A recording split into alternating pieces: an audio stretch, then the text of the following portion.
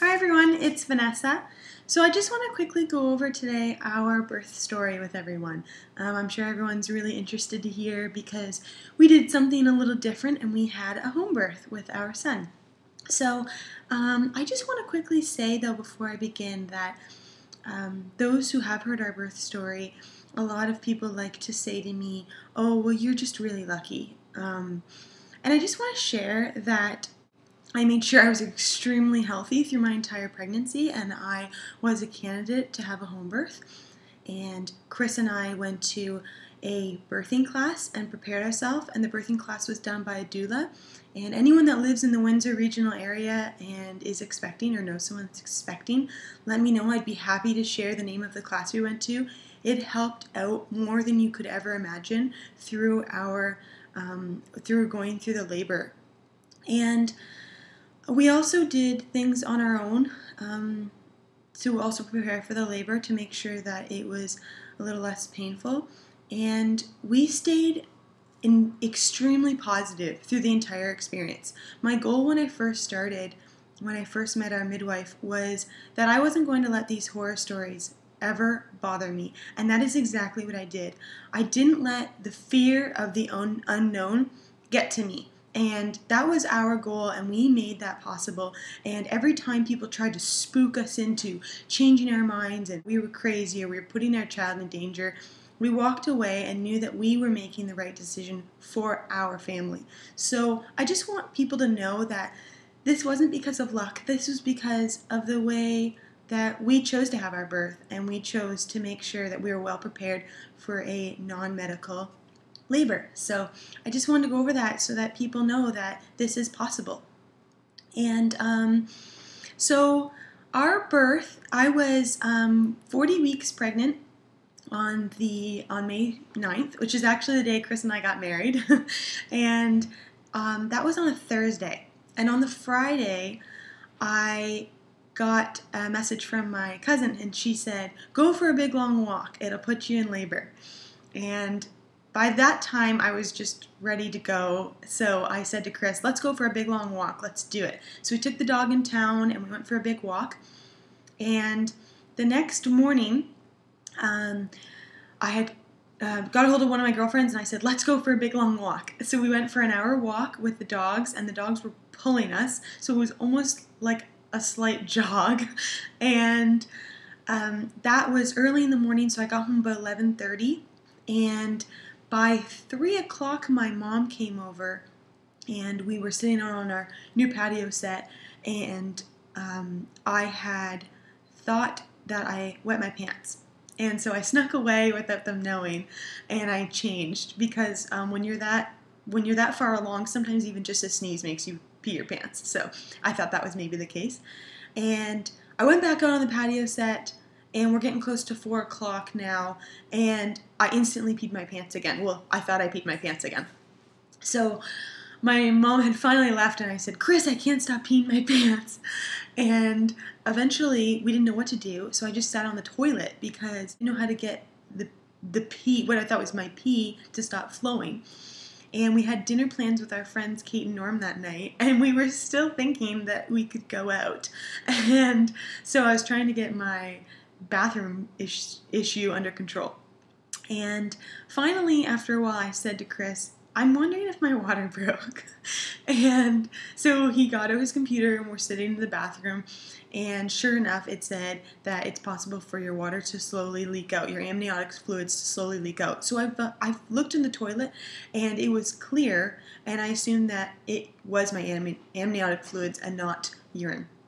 So we canceled our plans with our friends, called our midwife, and our midwife said, okay, great, well, you probably won't go into active labor for 24 hours, and the midwife, when you have a midwife, they don't come right away. It's not like a hospital where you go and you wait around until you're in active labor. The midwife isn't going to come right away and be at your house for 20 hours or more. So you have to know, you have to focus and monitor your contractions. And when your contractions get aggressive enough, that's when you call your midwife, and she will come over and prepare you for active labor. So she said, go to bed and we'll talk in the morning.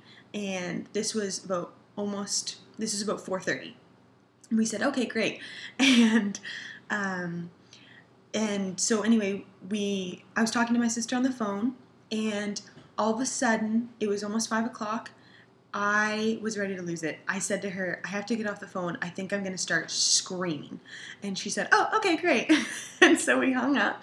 Chris was outside cooking chicken on the barbecue because we wanted to have food in the fridge for the midwives, just if they ever wanted anything to eat, if our labor was to take a long time. And I just started to lose control. I said, Chris, help me, help me, help me. I couldn't even walk from one room to the other. We started to monitor the contractions immediately, and they were between 30 seconds to a minute long, and I only had 30 seconds to a minute long of a break. And I was, the only thing that felt good was me grabbing his waist and hugging it, and he would squeeze in my hips, and that would help to reduce some of the pain. But I was losing it. I was in so much pain. So finally, he read online that taking a hot shower and letting the hot water trickle on your back feels nice. So I hopped in the shower, and I was moaning pretty loud. It was I couldn't control how loud I was being. I was in a lot of pain, and I said to Chris, I can't do this for 24 more hours. I can't do this for 24 hours. This is so much pain. I don't know how to explain. I feel like I'm on fire down there. That's all I kept saying. And he said, let me call the midwife. And I don't like to show. I have a tendency to show that I can do things on my own. And so I said, no, don't do it, because I feel like I'm such a baby right now, and because I can't handle this for 24 more hours. I can't have a natural birth like I wanted.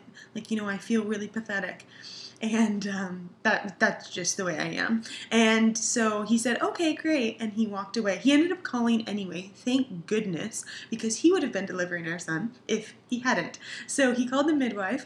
She said, I need to hear Vanessa's voice. He opened up the shower, and I said, Crystal, you know what?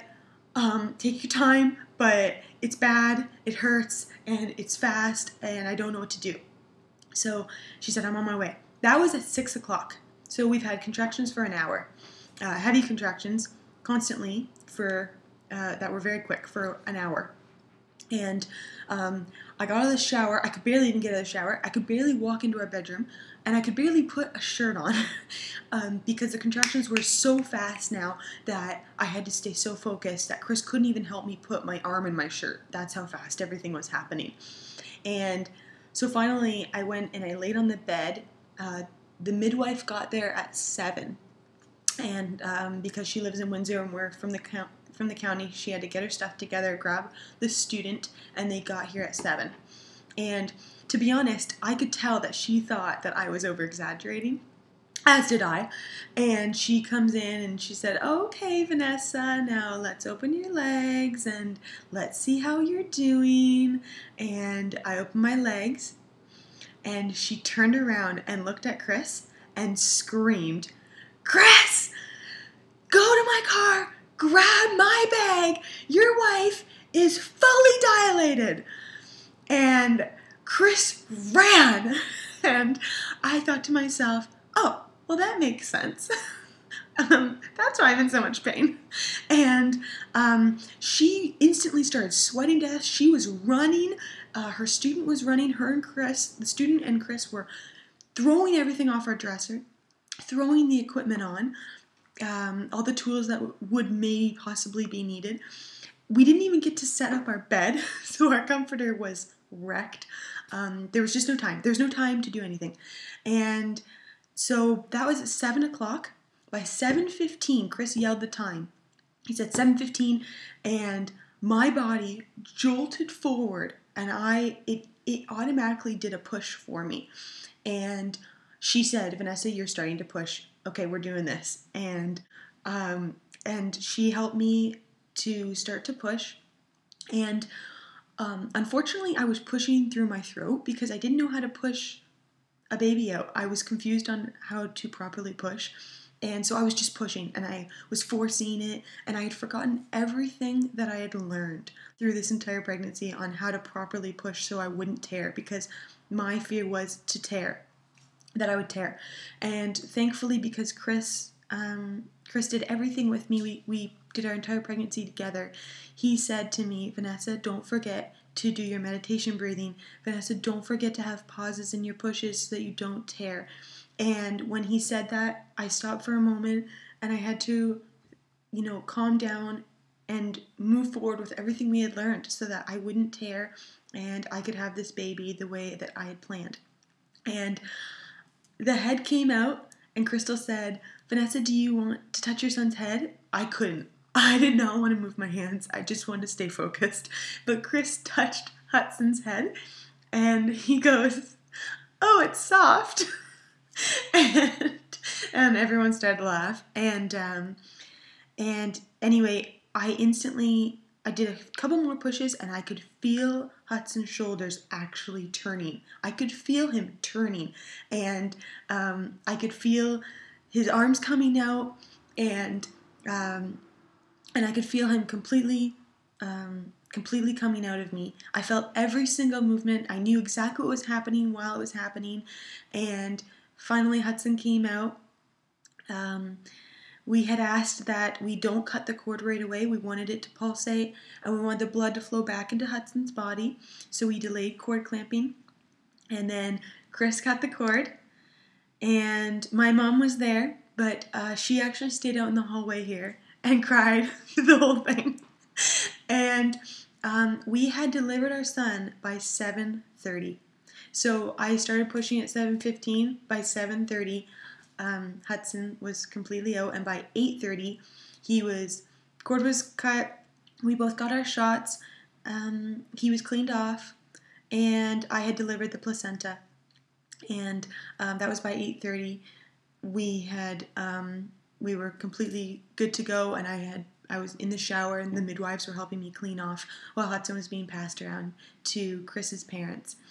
And so it was really an amazing birth experience. I was up walking around instantly after I delivered. Like I said, the midwives got me in the shower, and they went and changed my bedding for me and laid me back in bed. And Chris's mom brought in strawberries and chicken they made here in the house, and fed it to me because I was shaking quite a bit from the loss of hormones, and because the birth happened so fast, my body was under so much stress. I was shaking, my whole entire body was shaking for 2 hours probably. So they were feeding me my food. And but everything was great. We had family over right away, and I was up walking around that night taking care of Hudson. I felt confident being left alone with him, with Chris and Hudson. We knew that we would instantly become wonderful parents for him. We knew exactly what to do. So everything was great. And the midwives did stay with me for over an hour to teach me how to breastfeed. And they have been here every day since. So today was my last home visit from our midwife. Today is today's Wednesday, and we delivered Hudson on Saturday. So they were here Sunday, Monday, Tuesday, Wednesday, and then I will go see them in 1 week, and then every 2 weeks for 2 more visits, just to make sure that everything's good to go. So that is our birth story. Our labor could not have been more beautiful, and I was thrilled.